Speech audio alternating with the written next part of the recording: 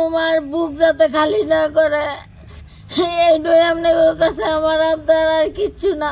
নরসিংদীর যুবক সোহান মিয়া স্বপ্ন দেখেছিলেন নিজের পরিবারকে স্বাবলম্বী করার। ইউরোপে গিয়ে ভালো একটা চাকরি করে সচ্ছল জীবনের প্রত্যাশায় ঢাকা ড্রিম হোম ট্রাভেলসের মাধ্যমে 14 লাখ টাকা দিয়ে বিদেশ যাত্রার পথ বেছে নেন তিনি। তার সঙ্গে ছিলেন বোনজামাই আকরাম হোসেন।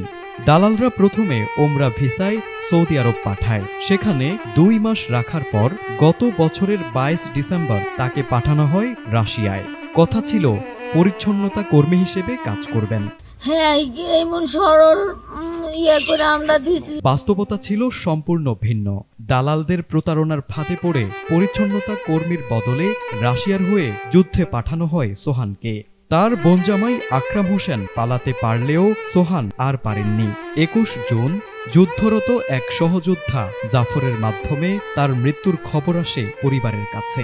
একই সঙ্গে আসে মরদেহের একটি করুণ ছবি, যা মুহূর্তেই ভেঙে চুরমার করে দেয় সোহানের স্বজনদের স্বপ্ন আর আশা। কোনো মার বুক যাতে খালি না করে এইটাই আপনাদের কাছে আমার আবদার, আর কিচ্ছু না। আবুল হাসানের বিচার করো। হ্যাঁ, এমন সরল করে আমরা দিছি। হ্যাঁ, অনেক সরল মানুষ। হ্যাঁ, নিয়ে যেরকম কাজ করবো এটা আমরা কোনো সময় ভাবছিও না। আমি খুবই চেষ্টা করছি আমার স্বামীকে আনার জন্য, ফেরত আনতে পারি নাই।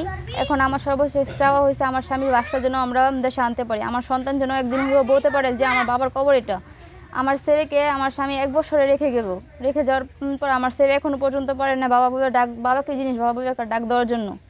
গত শনিবারে হঠাৎ করে মারা গেল। এবারে লাশ বলে মাথাটা ধরছে একজন, বুহের এন্দা ধরছে একজন, হ্যাঁ বলে ঠ্যাঙ্গেটা ধরছে। ধরার পরে আমার নাতির লাশটা ধরছে, পরে বোমাটা লাশের নিচে যে ভাইতে তুইছে ফুটু যাচ্ছে চিরার পরে আমার নাতি নিয়ে কোহাদা গিয়ে করে আতুজির ফোনতে পারে গেল।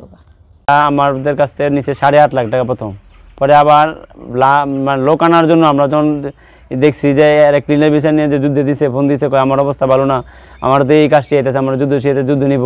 তখন আমরা দালালে গেছি, দালালে আবার 2.5 লক্ষ টাকা চাইছে আমাদের কাছে। 2.5 লক্ষ টাকা আমরা নিয়ে দিয়ে আসছি আমাদের লোক নিয়ে আসার জন্য, তাও আনতে পারে নাই।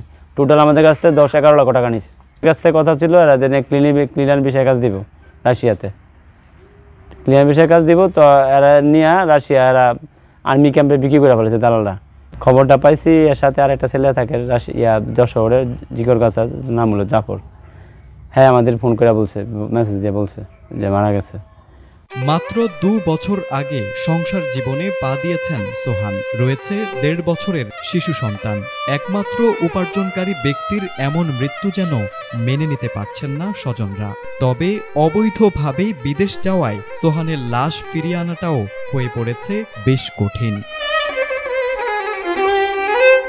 প্রশ্ন রয়ে যায়, আর কত সোহান এভাবে হারিয়ে যাবে দালালের ফাঁদে? আর কত পরিবারকে কাঁদতে হবে প্রিয়জনের মরদেহের অপেক্ষায়?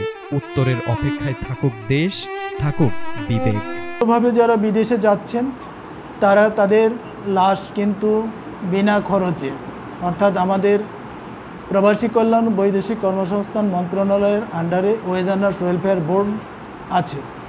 এই বোর্ড থেকে কর্মীর পরিবারকে তার লাশ দেশে আনা এবং ওই লাশ এয়ারপোর্ট থেকে বাড়িতে পৌঁছানো পর্যন্ত যাবতীয় ব্যয় বহনের জন্য 35,000 টাকার কিন্তু এয়ারপোর্ট থেকে আমরা চেকও দিয়ে থাকি। আর এই লাশ বিদেশ থেকে আনতে আইনি কোনো জটিলতা না থাকলে বিনা পয়সায় বাংলাদেশে চলে আসে।